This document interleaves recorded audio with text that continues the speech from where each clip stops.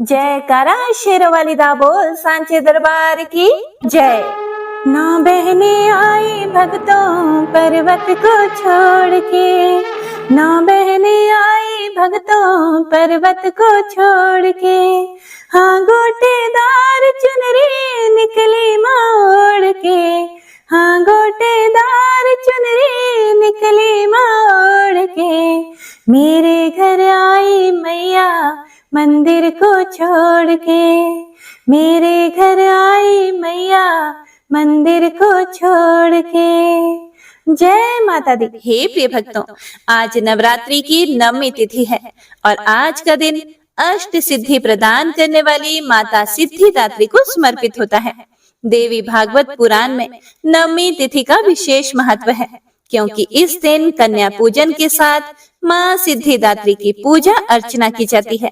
मान्यता है कि माँ सिद्धिदात्री की आराधना करने से सिद्धियों की प्राप्ति होती है। देवी पुराण में ऐसा उल्लेख मिलता है कि भगवान शंकर ने भी इन्हीं की कृपा से सिद्धियों को प्राप्त किया था। ये कमल परासीन है और केवल मानव ही नहीं बल्कि सिद्ध, गंधर्व, यक्ष, देवता और असुर सभी इनकी आराधना करते हैं। भगवान शिव ने भी सिद्धिदात्री देवी की कृपा से तमाम सिद्धियां प्राप्त की थी। इस देवी की कृपा से ही शिव जी का आधा शरीर देवी का हुआ था। इसी कारण शिव अर्धनारीश्वर नाम से प्रसिद्ध हुए। आज के दिन माता सिद्धिदात्री की कथा को श्रवण करने से मनुष्य की सभी तरह के कार्यों की सिद्धि होती है। माता उन सभी जातकों को अभयता का वरदान देती है। बल, बुद्धि, विद्या के साथ ही शुभता का भी आशीर्वाद प्राप्त होता है। व्यापार तथा कार्य क्षेत्र में सफलता प्राप्त होती है। तो आइए मन में माँ भगवती का ध्यान करते हुए सुनते हैं माँ सिद्धिदात्री की बड़ी ही दुर्लभ तथा पौराणिक व्रत कथा। जय श्री गणेश। एक समय पर जब सृष्टि में अंधकार छा गया था, तब एक दिव्य शक्ति ने जन्म लिया, जो महाशक्ति के अलावा और कोई नहीं थी। देवी शक्ति ने ब्रह्मा, विष्णु और महादेव की त्रिमूर्ति को जन्म दिया और तीनों को संसार के लिए अपने कर्तव्यों को निभाने के लिए अपनी भूमिका को समझने की सलाह दी। उनके कहे अनुसार त्रिदेव एक महासागर के किनारे बैठ गए और कई वर्षों तक तपस्या की। तब माँ देवी ने सिद्धिदात्री के रूप में उन्हें दर्शन दिए और तीनों को अपनी शक्तियों के रूप में पत्नियां भी दी, ताकि वे लोग उनकी मदद से सृष्टि रचना का कारोबार कर सके और धीरे धीरे सृष्टि में सब कुछ निर्माण हो सके। इस तरह माँ सिद्धिदात्री की कृपा से सृष्टि की रचना, पालन, संहार का कार्य संचालित हुआ। उस समय भगवान शिव ने माता सिद्धिदात्री की कठोर तपस्या करके 8 सिद्धियों को प्राप्त किया था। साथ ही माँ सिद्धिदात्री की कृपा से भगवान शिव का आधा शरीर देवी का हो गया और वह अर्धनारीश्वर कहलाए। माँ दुर्गा का यह अत्यंत ही शक्तिशाली स्वरूप है। इस ब्रह्मांड की शक्ति देवी दुर्गा है, जिन्होंने समय समय पर विभिन्न रूप धारण करके प्रकृति और सृष्टि के संरक्षण का कार्यभार संभाला। हे प्रिय भक्तों, जब किसी दैत्य के सामने देवताओं के युद्ध कौशल कम पड़ते थे, तब स्वयं माँ आदि शक्ति भवानी सिद्धिदात्री अपने पुत्रों का रक्षण करती हैं। माता सिद्धिदात्री देवी दुर्गा, जो ना सिर्फ नारी शक्ति का स्वरूप है बल्कि भक्तों की आस्था का परम पात्र भी है। एक समय पर महिषासुर नामक एक भयंकर राक्षस ने चारों ओर हाहाकार मचा दिया था। वह जहां तहां मौत का नाच नाचता था और उसके गण ऋषियों के यज्ञों में विघ्न उत्पन्न करते थे। महिषासुर को वरदान प्राप्त था कि कोई भी देव, पशु या नर उसका वध नहीं कर सकता। इसीलिए स्वयं त्रिदेव भी उसको मारने में असमर्थ थे। निरंकुश दैत्य महिषासुर ने अपने वरदान को कवच के रूप में उपयोग करते हुए देवलोक में भी अपना आधिपत्य जमा लिया और देवों को वहां से निकाल फेंका। देवताओं के यज्ञ भाग को भी उसने अपने वश में कर लिया। दैत्य से परेशान होकर सभी देवता त्रिदेव के पास गए और उनकी स्तुति करने लगे। सभी देवता के मुख पर चिंता का कारण त्रिदेव पहले से ही जानते थे। यह सब हाल जानकर भगवान शिव मुस्कुराए और बोले, हे नारायण, अब समय आ गया है कि हम सभी अपने तेज से इस जग की रक्षिका देवी दुर्गा का आवाहन करें। यह सुनकर स्वयं ब्रह्मदेव और नारायण ने भी हामी भरी। इसके बाद स्वयं भगवान शिव, भगवान विष्णु और ब्रह्मदेव के शरीर से तेज उत्पन्न हुआ और वह एक जगह आकर मिल गया। इसके बाद वहां जितने भी देवता उपस्थित थे, सभी के शरीर से महा तेज उत्पन्न हुआ और सभी त्रिदेव के उस परम तेज में आ मिले। उस दिव्य तेज ने एक सुंदर स्त्री का रूप ले लिया। महादेव के तेज से माता का मुख, नारायण के तेज से 8 भुजाएं, ब्रह्मदेव के तेज से चरण, यमराज के तेज से मस्तक और केश, चंद्रमा के तेज से माता के स्तन, देवराज के तेज से माता की कमर, वरुण के तेज से जंघाएं और इसी तरह से अन्य देवताओं के तेज से माता के भिन्न भिन्न अंग उत्पन्न हुए। सभी देवताओं ने मिलकर माता को श्रेष्ठ अस्त्र शस्त्र प्रदान किए। महादेव ने अपने त्रिशूल से शूल, नारायण ने अपने चक्र से एक दिव्य चक्र, देवराज इंद्र ने एक दिव्य और शक्तिशाली वज्र, सागर ने सुंदर रत्नों से सजे आभूषण, कभी मैली न होने वाले वस्त्र और मुकुट दिए। वरुण ने शंख, हिमालय ने माता को सवारी रूप में सिंह और इसी प्रकार देव शिल्पी विश्वकर्मा ने माता को दिव्य अस्त्र और शस्त्र निर्माण करके दिए। माता का यह स्वरूप अत्यंत ही तेजस्वी और भयंकर था। देवी के इस विशाल और भव्य स्वरूप को देखकर सभी देवताओं ने करबद्ध होकर उनकी स्तुति की तथा देवी पर पुष्प वर्षा की। माता ने प्रसन्न होकर कहा कि हे देवों, कहो, मेरा प्रादुर्भाव किस प्रयोजन से किया है? मैं अत्यंत प्रसन्न हूँ। मुझे बताओ, मैं तुम्हारी समस्या का हल किए देती हूँ। जिसके बाद देवताओं ने सारा हाल कह सुनाया। इसके बाद युद्ध भूमि में माता ने विकराल रूप धारण कर पहले दैत्यराज की सेना का विध्वंस किया और बाद में महिषासुर को भी मार दिया। इसी तरह से पूर्व समय में दुर्गम नामक एक महाबली असुर था। उसने भगवान ब्रह्मा की कठोर तपस्या करके अद्भुत वरदान प्राप्त कर लिया। वरदान के प्रभाव से दुर्गमासुर ने वेदों का अपहरण कर लिया, जिससे सारी धार्मिक क्रियाएं, भावनाएं लुप्त हो गई। दुर्गमासुर ने अहंकार के वश होकर संसार को अपमानित और पीड़ित कर रखा था। घोर अकाल पड़ गया। जीव अन्न और जल के लिए छटपटाने लगे। तीनों लोकों में त्राही त्राही मची। देवता भी यह सब देखकर डरे हुए थे। सभी देवता मां भवानी के शरण में गए। प्रार्थना करने लगे कि हे भवानी, हे मां सिद्धिदात्री, आप असुरों का संहार करने वाली, आपने शुंभ निशुंभ, चंड मुंड, मधु कैटभ, महिषासुर आदि दैत्यों का वध कर हमारी रक्षा की है। हे माता, आपने हमें आशीर्वाद दिया था कि जब भी हम पर संकट आएगा, आप हमारा उद्धार करेंगी। उसी प्रकार से हे भगवती, दुर्गमासुर का वध कर हमारी रक्षा कीजिए। देवताओं की विनती से प्रसन्न होकर मां भगवती ने जल की अनन्य धाराएं प्रवाहित करके चारों ओर जल ही जल प्रवाहित कर दिया। गायों के लिए घास, अन्य जीवों को अन्य जल से तृप्त किया। समस्त संसार की रक्षा कर सुरक्षा चक्र का घेरा बनाकर स्वयं बाहर बैठ गई। दुर्गमासुर ने यह सब देखकर चिंतित होकर देवी मां पर असुरों की सेना से आक्रमण करवा दिया।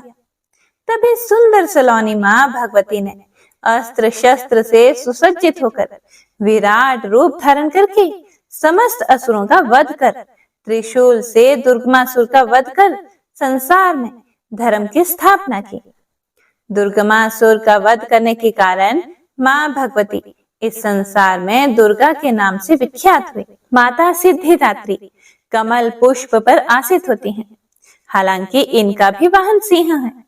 मां सिद्धिदात्री 4 भुजाओं वाली हैं।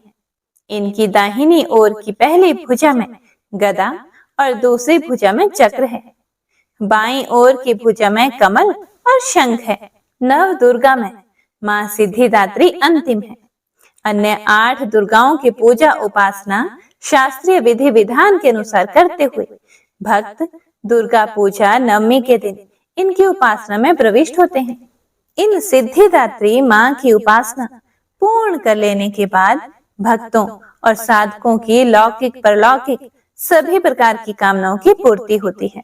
तो प्रेम से बोलिए जय मां सिद्धिदात्री। हे प्रिय भक्तों, आइए अब सुनते हैं प्रतिदिन सुने जाने वाली नवरात्रि व्रत कथा।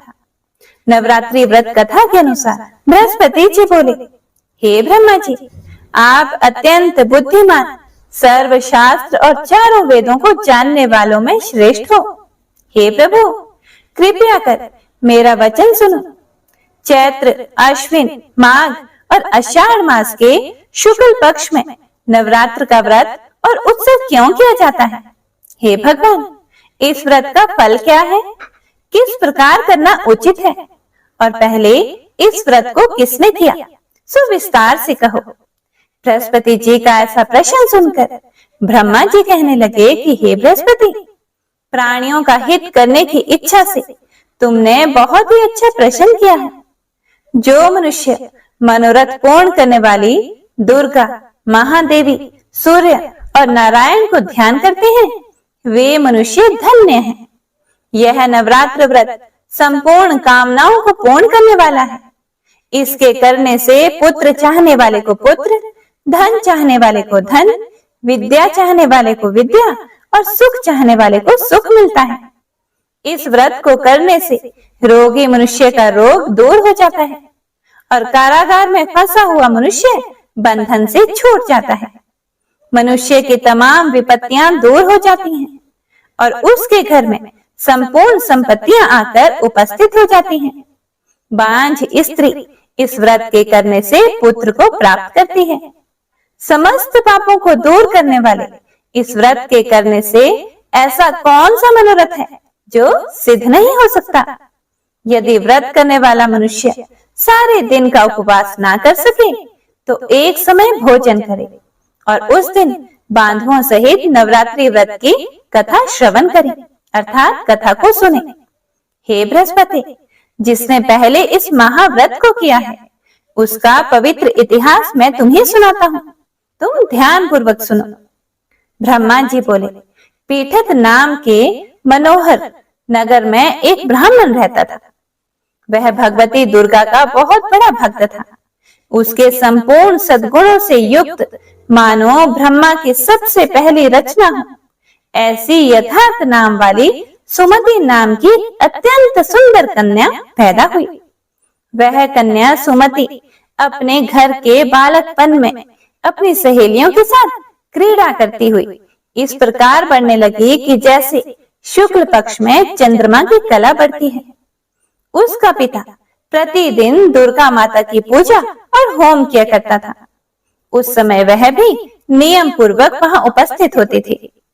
एक दिन वह सुमति अपनी सखियों के साथ खेलने लग गई और भगवती के पूजन में उपस्थित नहीं हुई। उसके पिता को पुत्री की असावधानी देखकर बहुत क्रोध आया और पुत्री से कहने लगा कि हे दुष्ट पुत्री, आज प्रभात से तुमने भगवती का पूजन नहीं किया, इस कारण मैं किसी कुष्ठी और दरिद्र मनुष्य के साथ तेरा विवाह करूंगा। इस प्रकार कुपित पिता के वचन सुनकर सुमति को बड़ा दुख हुआ और पिता से कहने लगी कि हे पिताजी, मैं आपकी कन्या हूँ, मैं आपके सब तरह से अधीन हूँ, जैसी आपकी इच्छा हो मेरा विवाह कर सकते हैं। होगा तो वही जो मेरे भाग्य में लिखा है, मेरा तो इस पर पूर्ण विश्वास है। हे प्रिय भक्तों, मनुष्य ना जाने कितने मनोरथों को चिंतन करता है, पर होता तो वही है जो भाग्य में विधाता ने लिखा होता है। जो जैसा करता है उसको फल भी उस कर्म के अनुसार ही मिलता है, क्योंकि कर्म करना मनुष्य के अधीन है पर फल देव के अधीन है। अपनी कन्या के ऐसे वचन सुनकर उस ब्राह्मण को बहुत अधिक क्रोध आया। तब उसने अपनी कन्या का एक कोढ़ी के साथ विवाह कर दिया और अत्यंत क्रुद्ध होकर पुत्री से कहने लगा कि जाओ जाओ, जल्दी जाओ, अपने कर्म का फल भोगो। देखें केवल भाग्य भरोसे पर रहकर तुम क्या करती हो। इस प्रकार से कहे हुए पिता के कटु वचनों को सुनकर सुमति अपने मन में विचार करने लगी कि अहो, मेरा बड़ा दुर्भाग्य है जिससे मुझे ऐसा पति मिला। इस तरह अपने दुख का विचार करती हुई वह सुमति अपने पति के साथ वन में चली गई और भयानक वन में कुशा युक्त उस स्थान पर उन्होंने वह रात बड़े कष्ट से व्यतीत की। उस गरीब बालिका की ऐसी दशा देखकर भगवती उसके पूर्व कर्म के प्रभाव से प्रकट होकर सुमति से कहने लगी कि हे ब्राह्मणी, मैं तुम पर प्रसन्न हूँ, तुम जो चाहे वरदान मांग सकती हो। मैं प्रसन्न होने पर मनोवांछित फल देने वाली हूँ। इस प्रकार भगवती दुर्गा का वचन सुनकर सुमति ब्राह्मणी कहने लगी कि आप कौन हैं जो मुझ पर प्रसन्न हुई हो। यह सब मेरे लिए कहा और अपनी कृपा दृष्टि से मुझ दासी को कृतार्थ करो। ऐसा सुमति ब्राह्मणी का वचन सुनकर देवी कहने लगी कि मैं आदि शक्ति हूँ और मैं ही ब्रह्मा विद्या और सरस्वती हूँ। मैं प्रसन्न होने पर प्राणियों को दुख दूर कर उसको सुख प्रदान करती हूँ। हे सुमति, मैं तुम पर तेरे पूर्व जन्म के पुण्य के प्रभाव से बहुत प्रसन्न हूँ। फिर सुमति पूछती है कि माते, पिछले जन्म में ऐसे कौन से पुण्य थे जो आप मुझ पर प्रसन्न हुई हो, कृपया मुझे बताएं। फिर माता बोली कि मैं तुम्हारे पूर्व जन्म का वृतांत सुनाती हूँ, सुनो। तुम पूर्व जन्म में भील की पत्नी थी और अति पतिव्रता भी थी। एक दिन तेरे पति भील ने चोरी की और चोरी करने के कारण तुम दोनों को सिपाहियों ने पकड़ लिया और ले जाकर जेल खाने में कैद कर दिया। उन लोगों ने तुम्हें खाने के लिए भोजन और पीने के लिए पानी तक नहीं दिया। इस प्रकार नवरात्र के दिनों में तुमने ना तो कुछ खाया और ना जल ही पिया। इसीलिए 9 दिन तक नवरात्र का व्रत हो गया।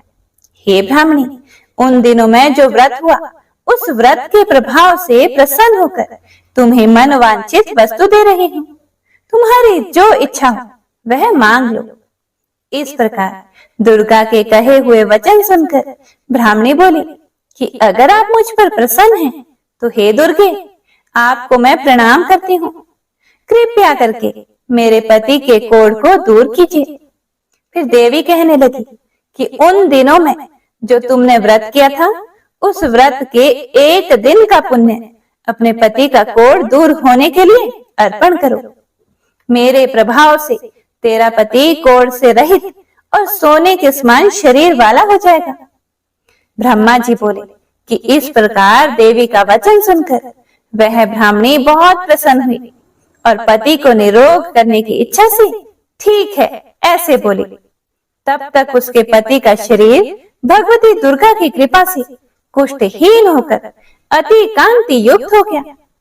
जिसकी कांति के सामने चंद्रमा की कांति भी क्षीण हो जाती है, वह ब्राह्मणी पति के मनोहर देह को देखकर देवी को अति पराक्रमी वाली समझकर स्तुति करने लगी।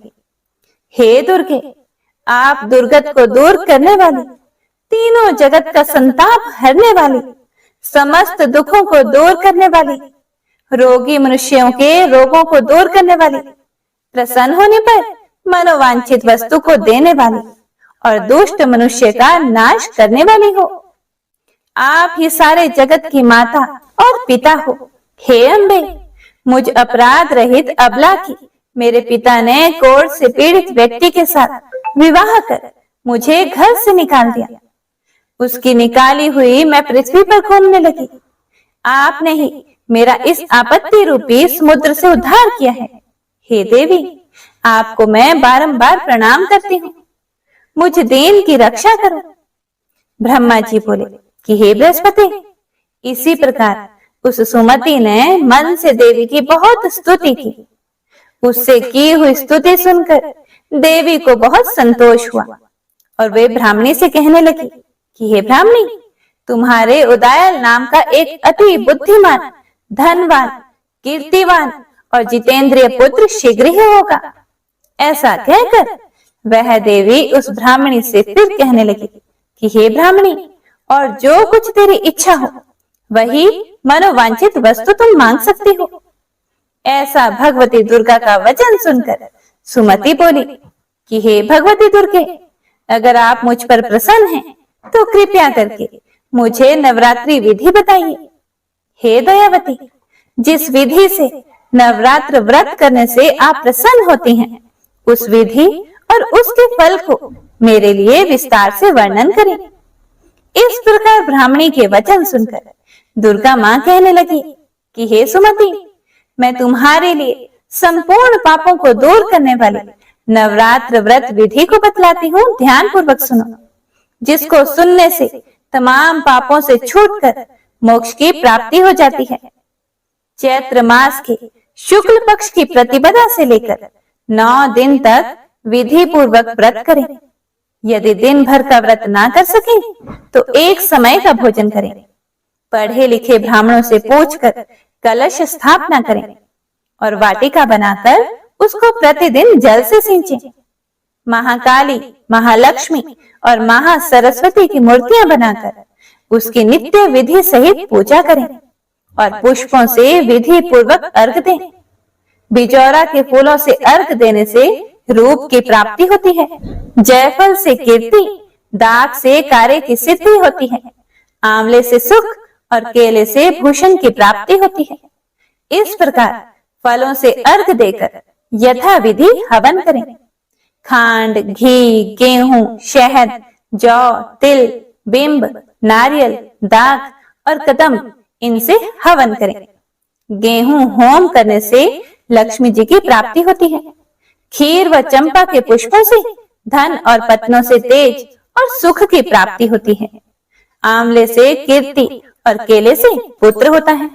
यदि व्रत करने वाला मनुष्य इस विधान से होम कर आचार्य को अत्यंत नम्रता के साथ प्रणाम करे और यज्ञ की सिद्धि के लिए उसे दक्षिणा दे, इस महाव्रत को पहले बताई हुई विधि के अनुसार जो कोई करता है उसके सब मनोरथ सिद्ध हो जाते हैं। इसमें तनिक भी संशय नहीं है। इन 9 दिनों में जो कुछ दान आदि दिया जाता है उसका करोड़ों गुना फल मिलता है। इस नवरात्रि के व्रत को करने से ही अश्वमेध यज्ञ का फल मिलता है। हे सुमति, इस संपूर्ण मनोकामनाओं को पूर्ण करने वाले उत्तम व्रत को तीर्थ, मंदिर अथवा घर में ही विधि के अनुसार करें। ब्रह्मा जी बोले कि हे बृहस्पति, इस प्रकार सुमति को व्रत की विधि और फल बताकर देवी अंतर ध्यान हो गई। जो मनुष्य या स्त्री इस व्रत को भक्ति पूर्वक करता है वह इस लोक में सुख पाकर अंत में दुर्लभ मोक्ष को प्राप्त होता है। हे बृहस्पति, यह दुर्लभ व्रत का महात्म्य मैंने तुम्हारे लिए बताया है। ऐसा ब्रह्मा जी के वचन सुनकर बृहस्पति जी आनंद के कारण रोमांचित हो गए और ब्रह्मा जी से कहने लगे कि हे ब्रह्मा जी, आपने मुझ पर अति कृपा की जो अमृत के समान इस नवरात्रि व्रत का महात्म्य सुनाया। हे प्रभु, आपके बिना और कौन इस महात्म्य को सुना सकता है।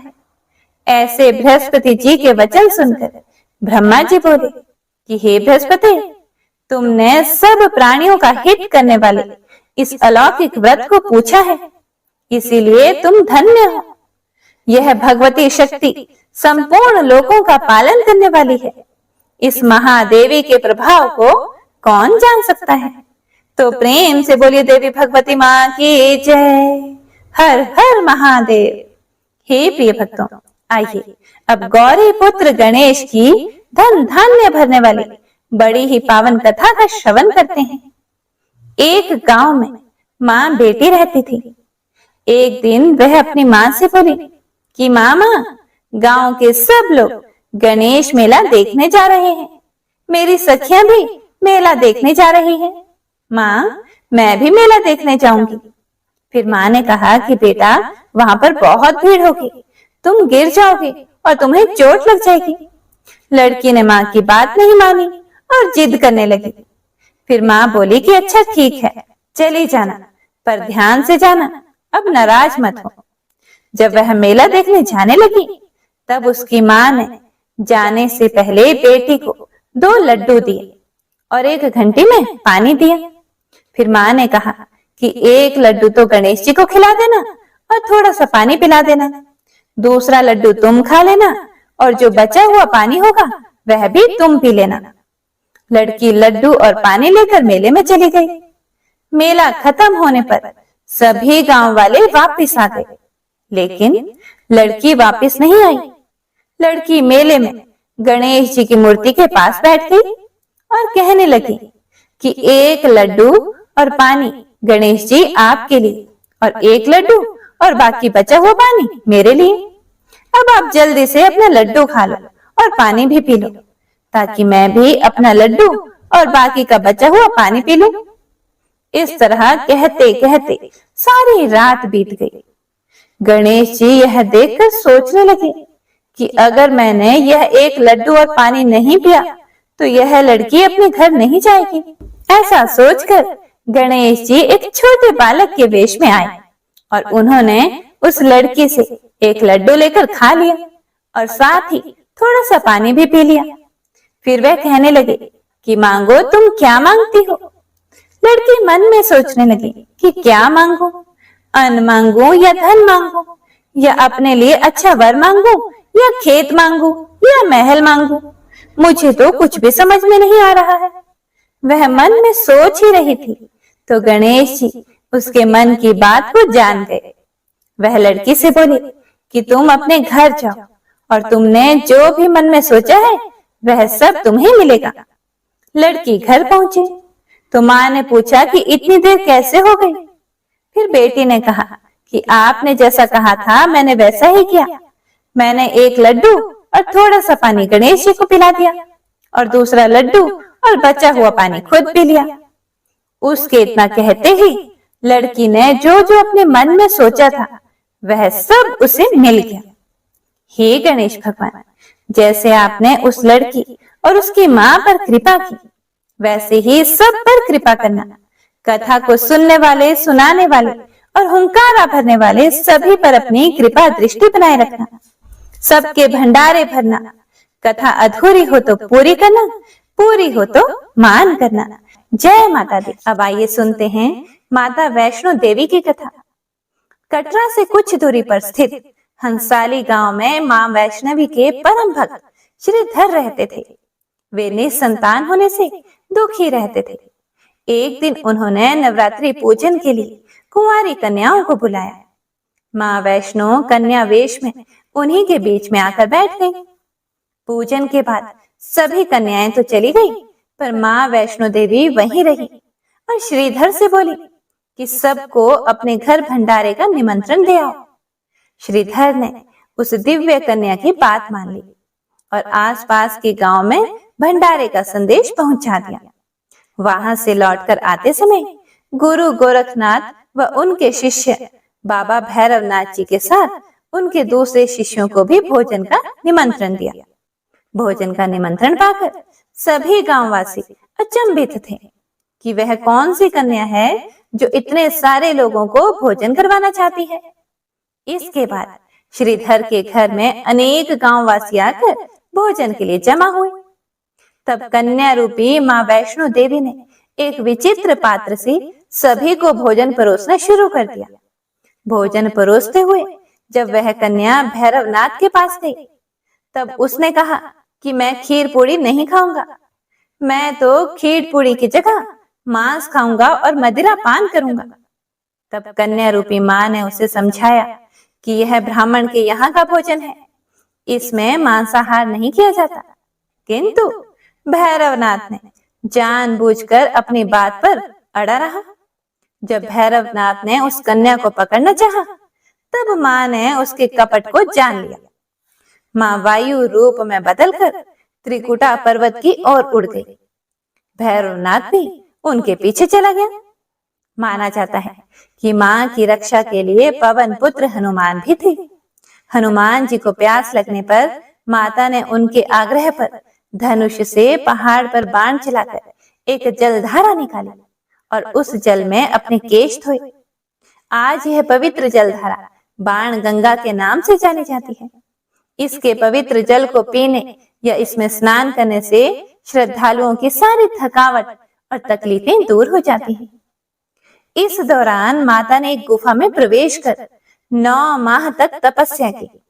भैरवनाथ भी उनके पीछे पीछे वहां तक आ गया।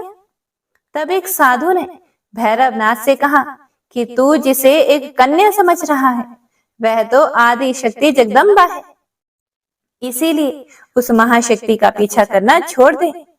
भैरवनाथ ने साधु की बात नहीं मानी। तब माता गुफा की दूसरी ओर से मार्ग बनाकर बाहर निकल गई। यह गुफा आज भी अर्धकुमारी या आदि कुमारी या गर्भजून के नाम से प्रसिद्ध है। अर्धकुमारी के पहले माता के चरण पादुका भी हैं। यह वह स्थान है जहां माता ने भागते भागते मुड़कर भैरवनाथ को देखा था। गुफा से बाहर निकलकर कन्या ने देवी का रूप धारण किया। माता ने भैरवनाथ को चिताया और वापस जाने को कहा, फिर भी वह नहीं माना। माता गुफा के भीतर चली गई। तब माता की रक्षा के लिए हनुमान जी गुफा के बाहर थे और उन्होंने भैरवनाथ से युद्ध किया। भैरव ने फिर भी हार नहीं मानी। जब वीर लंगूर निढाल होने लगा तब माता वैष्णवी ने महाकाली का रूप लेकर भैरवनाथ का संहार कर दिया। भैरवनाथ का सिर कटकर भवन से 8 किलोमीटर दूर त्रिकुट पर्वत की भैरव घाटी में गिरा।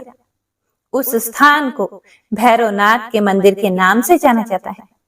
जिस स्थान पर मां वैष्णो देवी ने हठी भैरवनाथ का वध किया वह स्थान पवित्र गुफा अथवा भवन के नाम से प्रसिद्ध है। इसी स्थान पर मां महाकाली दाएं, मां महासरस्वती मध्य और मां महालक्ष्मी बाएं पिंडी के रूप में गुफा में विराजमान है। इन तीनों के सम्मिलित रूप को ही मां वैष्णो देवी का रूप कहा जाता है। कहा जाता है कि अपने वध के बाद भैरवनाथ को अपनी भूल का पश्चाताप हुआ और उसने मां से क्षमा दान की भीख मांगी। माता वैष्णो देवी जानती थी कि उन पर हमला करने के पीछे भैरव की प्रमुख मंशा मोक्ष प्राप्त करने की थी।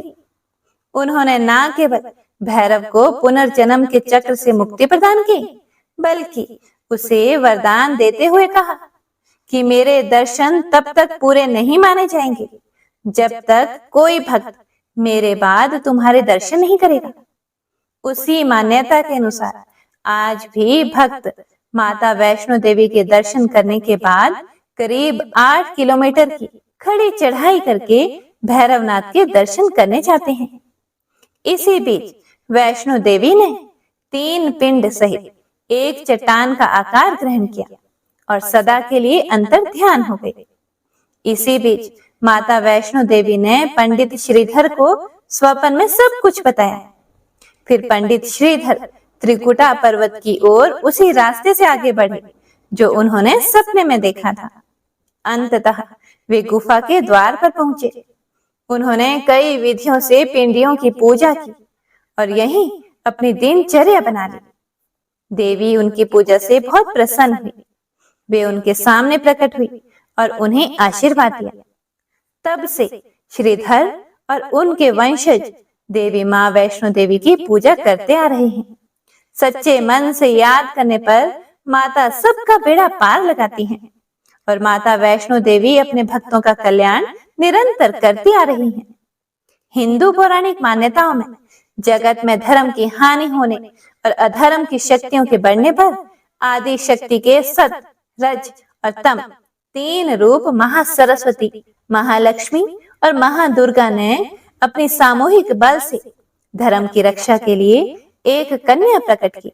यह कन्या त्रेता युग में भारत के दक्षिणी समुद्र तट रामेश्वरम में पंडित रत्नाकर की पुत्री के रूप में अवतरित हुई। कई साल से संतानहीन रत्नाकर ने बच्ची को त्रिकुटा नाम दिया, परंतु भगवान विष्णु के अंश रूप में प्रकट होने के कारण वैष्णवी नाम से विख्यात हुई।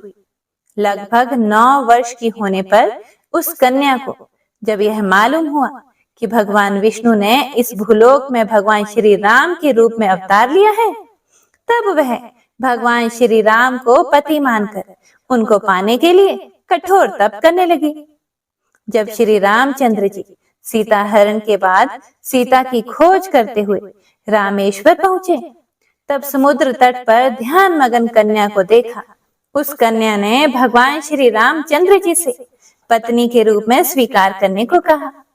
भगवान श्री रामचंद्र जी ने उस कन्या से कहा, उन्होंने इस जन्म में सीता से विवाह कर एक पत्नी व्रत का प्रण लिया है, किंतु कलयुग में मैं कल की अवतार लूंगा और तुम्हें अपनी पत्नी के रूप में स्वीकार करूंगा। उस समय तुम हिमालय स्थित त्रिकुट पर्वत की श्रेणी में जाकर तप करो और भक्तों के कष्ट और दुखों का नाश कर जगत कल्याण करती रहो। हे प्रिय भक्तगणों, जब श्री रामचंद्र जी ने रावण के विरुद्ध विजय प्राप्त की, तब मां ने नवरात्र मनाने का निर्णय किया। इसीलिए उक्त संदर्भ में लोग नवरात्र के 9 दिनों की अवधि में रामायण का पाठ करते हैं। श्री रामचंद्र जी ने वचन दिया था कि समस्त संसार द्वारा मां वैष्णो की स्तुति की जाएगी, त्रिकुटा वैष्णो देवी के रूप में प्रसिद्ध होंगी और सदा के लिए अमर हो जाएंगी। तो प्रेम से बोलिए माता वैष्णो देवी की जय। हे प्रिय भक्तों, तो आइए अब सुनते हैं लप्सी और तपसी की कहानी। यह एक पौराणिक लोक कथा है। इस कथा के अनुसार एक लप्सी था तथा एक तपसी था। तपसी सदैव भगवान की तपस्या में लीन रहता था और लप्सी रोजाना 1.25 सेर की लापसी बनाकर भगवान का भोग लगाकर खा लेता था। एक दिन वह दोनों लड़ने लगे। तपसी बोला, मैं रोजाना भगवान की तपस्या करता हूँ, इसीलिए मैं बड़ा हूँ। तो लप्सी बोला कि मैं रोज भगवान को 1.25 सेर लापसी का भोग लगाता हूँ, इसीलिए मैं बड़ा हूँ। तभी देव मुनि और परम वैष्णव ब्रह्मा जी के मानस पुत्र और महाज्ञानी नारद जी वहां से गुजर रहे थे। उन्होंने लप्सी और तपसी दोनों को लड़ते हुए देखकर उनसे पूछा कि तुम दोनों क्यों लड़ रहे हो। तब तपसी ने खुद के बड़ा होने का कारण बताया और लप्सी ने अपने सर्वश्रेष्ठ होने का कारण बताया। उन दोनों की पूरी बात सुनकर महाचतुर भक्त शिरोमणि नारद जी बोले कि तुम दोनों का फैसला मैं कर दूंगा। दूसरे दिन लप्सी और तपसी नहाकर अपनी रोज की भक्ति करने के लिए गए, तो नारद जी ने छुपकर 1.25 करोड़ की एक अत्यंत बहुमूल्य रत्न जड़ित और दुर्लभ मणियों से बनी अंगूठी उन दोनों के सामने रख दी। हे प्रिय भक्तों, तपसी की नजर जब अंगूठी पर पड़ी तो उसने चुपचाप अंगूठी उठाकर अपने नीचे दबा ली। लप्सी की नजर अंगूठी पर पड़ी, लेकिन उसने ध्यान ही नहीं दिया और भगवान को भोग लगाकर लापसी खाने लगा। इसके बाद नारद जी उन दोनों के सामने आए, तो दोनों ने हे नारद जी से पूछा, हे मुनि श्रेष्ठ, अब आप अपना निर्णय बताइए कि हम में से कौन बड़ा है, किसकी भक्ति श्रेष्ठ है। तो नारद जी ने तपसी से खड़ा होने को कहा। जब वह खड़ा हुआ तो उसके नीचे दबी अंगूठी उन्हें दिखाई पड़ी। नारद जी ने तपसी से कहा कि तपस्या करने के बाद भी तुम्हारी चोरी करने की आदत नहीं गई, इसीलिए लप्सी बड़ा है और तुम्हें तुम्हारी तपस्या का कोई भी फल नहीं मिलेगा। हे प्रिय भक्तों, तब तपसी बड़ा शर्मिंदा होकर नारद जी से माफी मांगने लगा। उसने नारद जी से पूछा कि मुझे मेरी तपस्या का फल कैसे मिलेगा। तब नारद जी ने उससे कहा कि यदि कोई गाय और कुत्ते की रोटी को नहीं बनाएगा, यदि कोई ब्राह्मण को भोजन करवाकर दक्षिणा नहीं देगा, तो उनके दान धर्म का फल, उन लोगों की पूजा का फल तुझे मिलेगा। यदि कोई सुहागिनी साड़ी के साथ ऊपरी अंगोछा का दान नहीं देगा, तो वह फल तुझे मिलेगा। यदि कोई दिए से दिया जलाए, तो वह फल भी तुझे मिलेगा। यदि कोई सारी कहानी सुने लेकिन तुम्हारी कहानी नहीं सुने, तो उसकी पूजा का फल भी तुझे मिलेगा। हे प्रिय भक्तों, उसी दिन से हर व्रत कथा कहानी के साथ लप्सी तपसी की यह कहानी भी अवश्य सुनी और कही जाती है।